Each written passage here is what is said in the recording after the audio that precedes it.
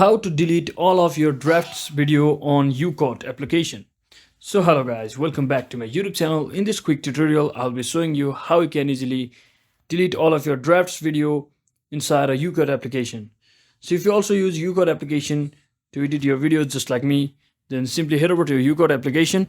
So once you're inside here, you can see there's two options, drafts and new projects. So since I want to delete all of my drafts, just tap on drafts, and from over here just select any one of the drafts just like this. So to select multiple drafts all at once, just tap on this three hamburger icon over here and just select application or videos just like this. So inside applications, to select all, just tap on this select all option at the bottom right corner and just tap on delete and click on delete. So that is exactly how you can easily delete all of your drafts on your YouCut application.